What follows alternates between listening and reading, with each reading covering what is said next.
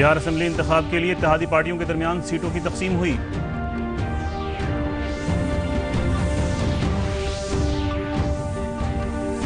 Assembly इंतखाब के पहले मरहले के दौरान उम्मीदवारों की पर्चा नामजदगी का सिलसिला जारी।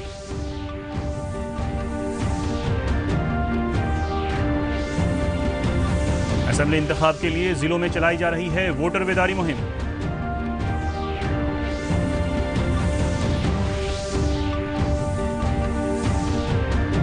और 15 अक्टूबर से खुलेंगे स्कूल और सिनेमा हॉल।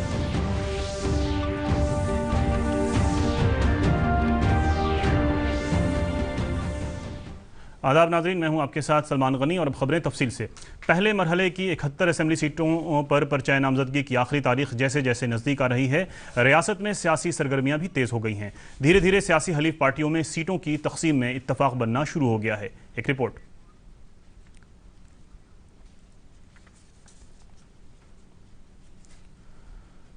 अब पहले चरण की 71 सीटों पर नामांकन पत्र भरने के लिए केवल 3 दिन का समय बचा है।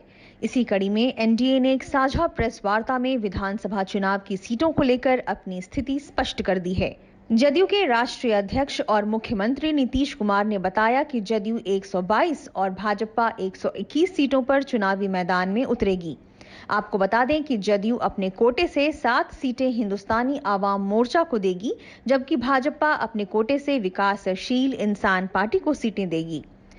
जो जनता दल यू है उसके जिम्मे 122 सीटें दी गई हैं और उसी के अंतर्गत जीतन राम मांझी जी की पार्टी को उसी के अंतर्गत हम लोगों ने 7 सीटें दी। भारतीय जनता पार्टी के पक्ष में 121 सीटें हैं और उसी के अंतर्गत इन लोगों की बातचीत जो इन्होंने बताया कि अंतिम चरण है विकासशील इंसान पार्टी के साथ, उसी के अंतर्गत उनको सीटें देंगी। और जहां तक दोनों के बीच में कंस्टिट्यूएंसी का सवाल है, कौन कौन विधानसभा क्षेत्र किनके जिम्मे है, उसका भी निर्णय हो चुका है। और मैं समझता हूं कि आज वो 122 और 121 तो है, तो बता दें लोगों को, या ऐसे ही आप रिलीज कर दीजिए, रिलीज कर दिया जाएगा ये पूरे तौर पर कि इनके जिम्मे कौन सी सीट है। हम लोग मिलकर काम कर रहे हैं और बिहार के विकास के लिए जो भी काम है वो किया गया है। भारतीय जनता पार्टी के प्रदेश अध्यक्ष डॉक्टर संजय जायसवाल ने पटना में संवाददाताओं से कहा कि बिहार विधानसभा का चुनाव मुख्यमंत्री नीतीश कुमार के नेतृत्व में ही लड़ा जाएगा और जिन्हें यह बात मंजूर नहीं है वे गठबंधन से बाहर जा सकते हैं। नीतीश कुमार जी के नेतृत्व को बिहार में भारतीय जनता पार्टी पूरे तौर पर स्वीकार करती है और एनडीए गठबंधन में वही रहेंगे जो नीतीश कुमार जी के नेतृत्व को बिहार में स्वीकार करते हैं। उधर खबर यह भी है, जदयू और आरजेडी दोनों ही उम्मीदवारों को सिंबल बांट रहे हैं। कुछ उम्मीदवारों को फोन के जरिए सूचना दी जा रही है। जिसको टिकट मिले नहीं मिले उस पर संसदीय बोर्ड तय करेंगे। उसी बैठक में मैं आया हूँ, क्या होगा उसके बाद फिर बताएं। जीतन राम मांझी की पार्टी हम, जो अब एनडीए का हिस्सा है, ने अपने 7 उम्मीदवारों की घोषणा कर दी है और शायद एनडीए की ओर से इसे 7 ही सीटें आवंटित की जानी है। हिंदुस्तानी आवाम मोर्चा की एक बैठक के बाद सभी 7 सीटों का फैसला कर दिया गया। आदरणीय राष्ट्रीय अध्यक्ष श्री जीतन राम मांझी जी और हमारे पार्टी के प्रधान महासचिव आदरणीय श्री संतोष कुमार सुमन जी के आदेश से ये लिस्ट को जारी किया जा रहा है। पूर्व मुख्यमंत्री जीतन राम मांझी इमामगंज विधानसभा से चुनाव लड़ेंगे। सीपीआईएमएल, सीपीआई और सीपीआईएम ने अपने अपने उम्मीदवारों की घोषणा कर दी है। भाकपा माले के जिम्मे में 19 सीटें हैं, 19 प्रत्याशी हमारे हैं, हमने सूची जारी कर दी है। ये सभी महागठबंधन में रहकर चुनाव लड़ेंगे। चुनावों की सरगर्मियां अब तेज होने लगी हैं। पहले चरण की 71 सीटों के नामांकन की अंतिम तारीख 8 अक्टूबर नजदीक आ रही है और अगले 1-2 दिनों में गठबंधनों के समीकरण और उम्मीदवारों के चेहरे भी साफ होंगे।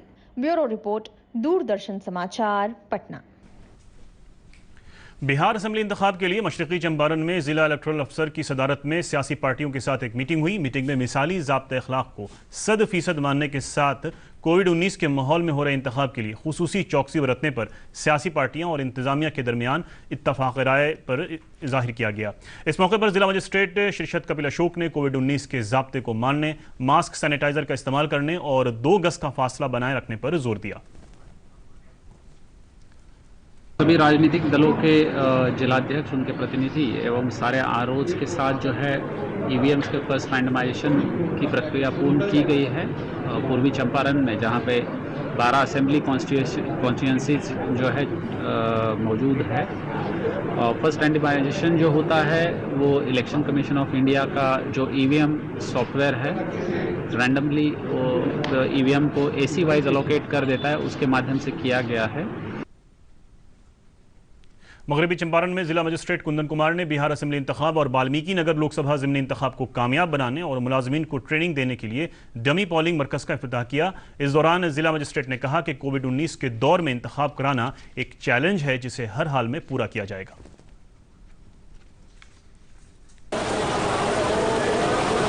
यहाँ पे जो आगामी निर्वाचन है उसके लिए यहाँ पे प्रशिक्षण दिया जा रहा है सभी कर्मियों को।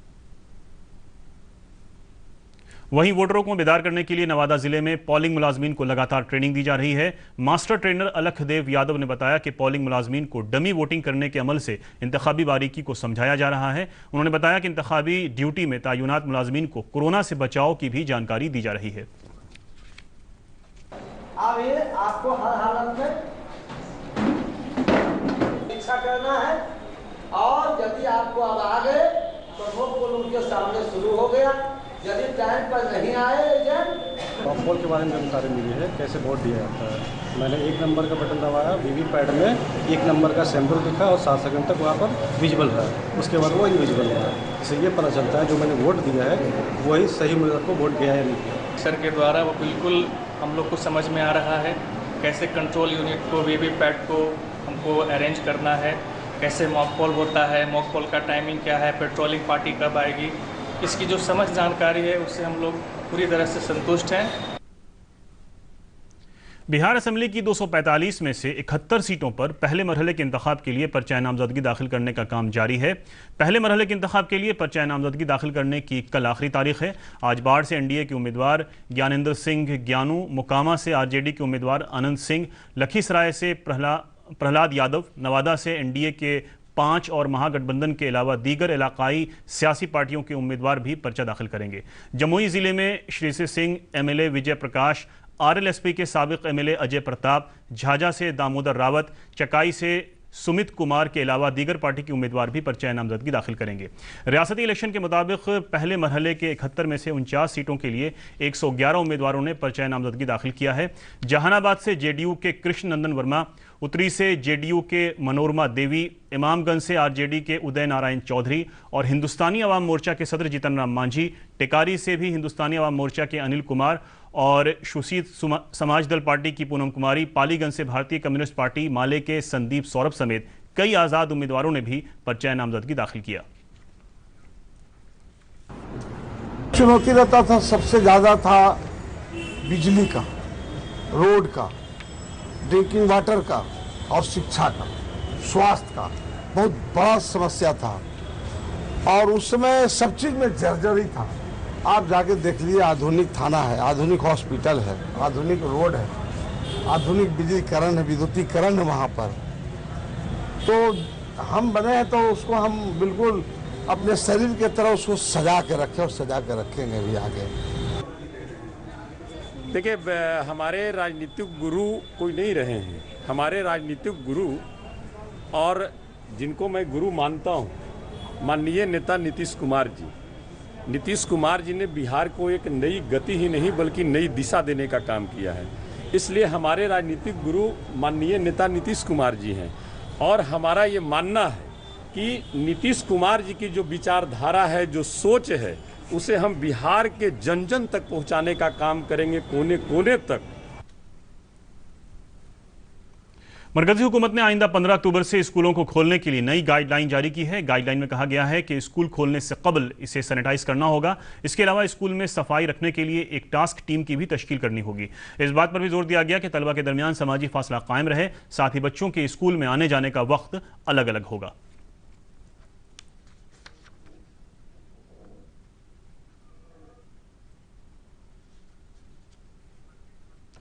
उधर मरकजी हुकूमत ने 15 अक्टूबर से सिनेमा हॉल को खोलने की इजाज़त दे दी है। सिनेमा हॉल अपनी सलाहियत से 50% कम सीटों के साथ ही खुलेंगे। इसकी जानकारी देते हुए इत्तलात और नशरियात के वजीर प्रकाश जावड़ेकर ने बताया कि टिकटों की बुकिंग में एडवांस बुकिंग को तरजीह दी जाएगी। सिनेमा देखने वालों के लिए मास्क लगाना जरूरी होगा। 200 का स्क्रीन होगा तो 100 लोग आ सकेंगे। एक कुर्सी छोड़कर एक कुर्सी ऐसी बैठने की व्यवस्था होगी। पूरी मास्क लगाना होगा, उसके साथ सुरक्षित दूरी, मास्क और सैनिटाइजर, इसका उपयोग बाध्यकारी है।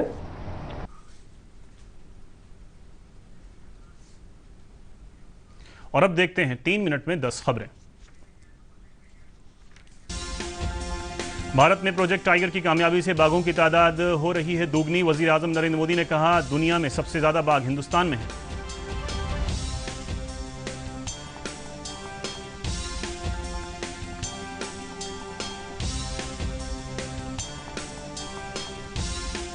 साल 2020 के नोबेल इनाम का ऐलान किया गया। ब्लैक होल से मुताल्लिक तहकीक के लिए 3 साइंसदानों को मिला फिजिक्स का नोबेल अवार्ड।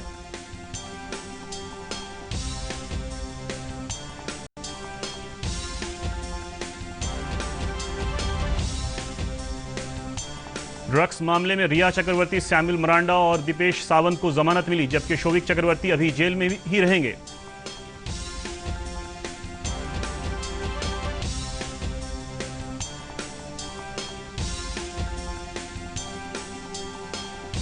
मुल्क में कोरोना इन्फेक्शन के मामले 67 लाख के करीब पहुंचे। एक्टिव मामले घटकर 9,08,000 हो गए हैं।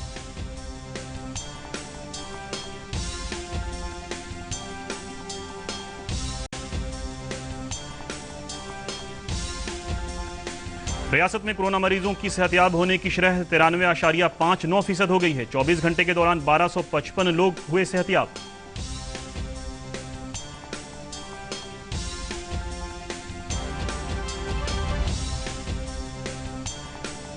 रोहतास में असेंबली इंतखाब के लिए पैरामिलिट्री फोर्सेस की होगी तैनाती। सुपौल में 10,000 से ज्यादा पोलिंग मुलाजमीन होंगे तैनात।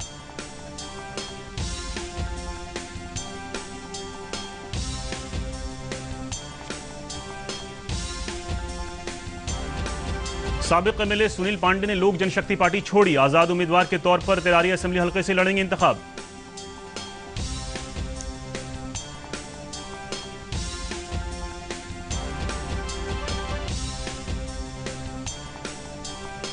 बिहार असेंबली इंतखाब को देखते हुए खुसूसी मुहिम चलाकर रियासत के कई जिलों से कसीर मिकदार में शराब बरामद की गई।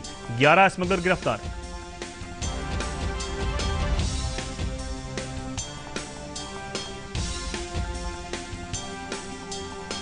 ग्यारह अक्टूबर से 9 क्लोन स्पेशल ट्रेनें चलेंगी। वस्त मशरकी रेलवे ने जारी की टाइम टेबल की फेहरिस्त।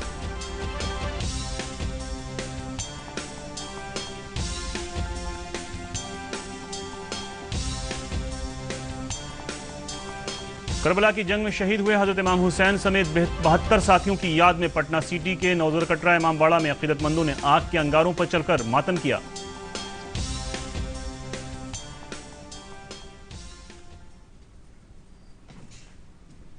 और अब आखिर में खास खबरें एक बार फिर।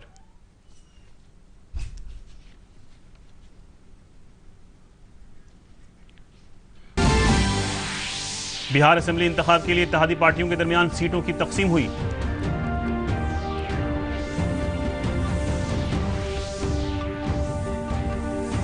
असेंबली इंतखाब के पहले मरहले के दौरान उम्मीदवारों की पर्चा नामजदगी का सिलसिला जारी।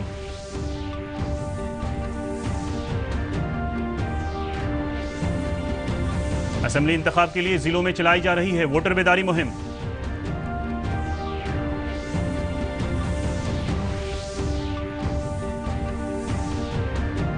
और 15 अक्टूबर से खुलेंगे स्कूल और सिनेमा हॉल।